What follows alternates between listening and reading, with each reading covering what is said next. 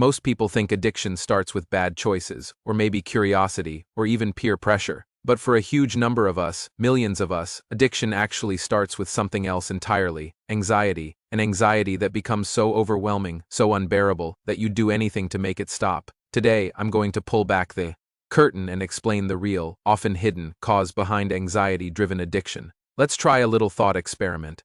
Imagine being young, maybe a teenager, and you're just constantly anxious. You're overwhelmed by school, by social situations, by life. You're terrified of your own body because you don't understand what's happening to it. Your heart starts racing out of nowhere. Your stomach feels like it's falling through the floor. Your chest gets so tight you can barely breathe, and the scariest part, you have no idea why. It feels like you're broken, like you're losing your mind, and you're completely alone in this silent battle. Then one day, maybe at a party or with a group of friends, someone hands you something. It could be a drink, it could be a joint, it could be a pill. You're hesitant, but the internal chaos is so loud you decide, what do I have to lose?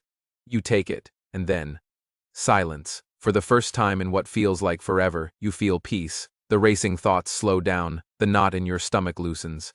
The crushing weight on your chest lifts. You feel comfort, you feel normal. That right there, that single moment of relief, is where addiction truly begins for so many of us. It's not about the substance itself. It's not about getting high or having fun. It's about the relief the substance provides from an agony you can't escape. For me, it started when I was 17. It began with marijuana. Then, it quickly moved to alcohol, then ecstasy.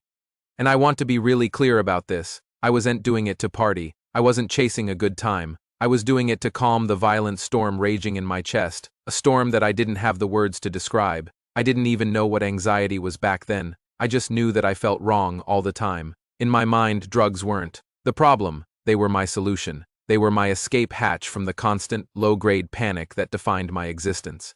Until, of course, they weren't a solution anymore. They became the problem. And this isn't just my story. There's a solid scientific basis for this. When you live with chronic anxiety, your brain is essentially stuck in survival mode. It's constantly scanning for threats, real or imagined. This means your stress hormones, like cortisol and adrenaline, are always elevated. Your nervous system is perpetually activated, stuck in that fight or flight response.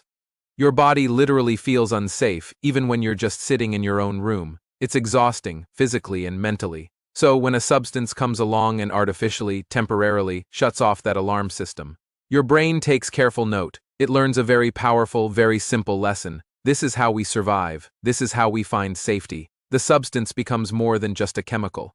It becomes a coping mechanism. It's a tool. It's a shield. It's a sedative.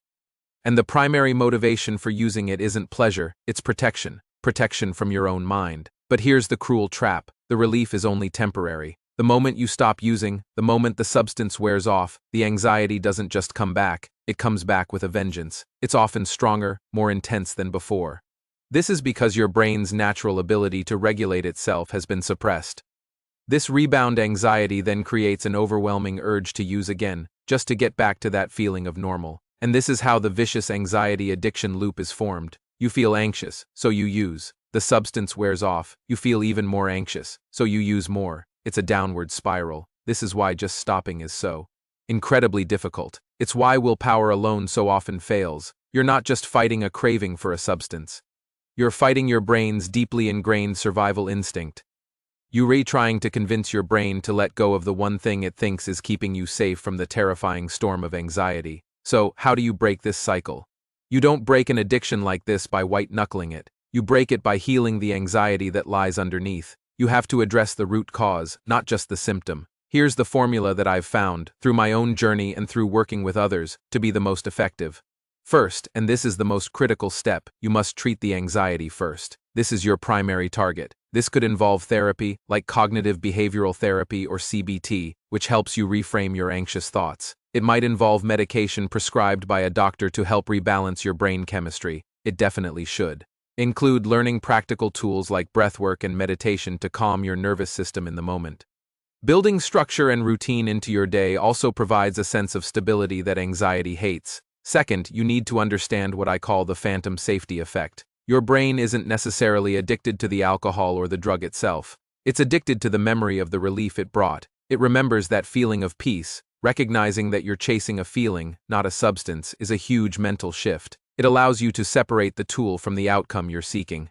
Third, you have to actively rebuild and regulate your nervous system. Your baseline has been set to high alert for so long. Practices like yoga, mindfulness, spending time in nature, regular exercise, and getting enough sleep aren't just nice things to do. They are essential practices that help reset your nervous system's baseline. From a state of chronic stress to a state of calm, you are literally teaching your body how to feel safe again without a substance. Fourth, you need to replace escape with expression. Addiction is a form of avoidance. You're running from uncomfortable feelings. The antidote is to turn and face them, but with support. This means finding healthy outlets to process what you're feeling. Talk to a therapist, a trusted friend, or a support group. Start journaling. Write down all the chaotic thoughts and feelings. Give them a voice. When you express these emotions instead of suppressing them, they lose their power over you. And finally, number 5, build an identity beyond your addiction. For so long, your life may have revolved around using, or thinking about using, or recovering from using. Recovery is your chance to discover who you are without it. What are you passionate about? What brings you joy? What are your values? You need to become someone who doesn't need substances to cope, not because you're forcing yourself, but because you've built a life that is fulfilling and meaningful, a life where you have the tools to handle anxiety when it arises. I need you to hear this. Your addiction wasn't your fault. It wasn't a moral failing or a lack of character. It was your brain's desperate attempt to survive an unbearable internal state. It was a coping mechanism that worked until it didn't. And once you truly understand and internalize that, recovery doesn't just seem possible. It becomes a clear and logical path forward. You're not a bad person trying to get good.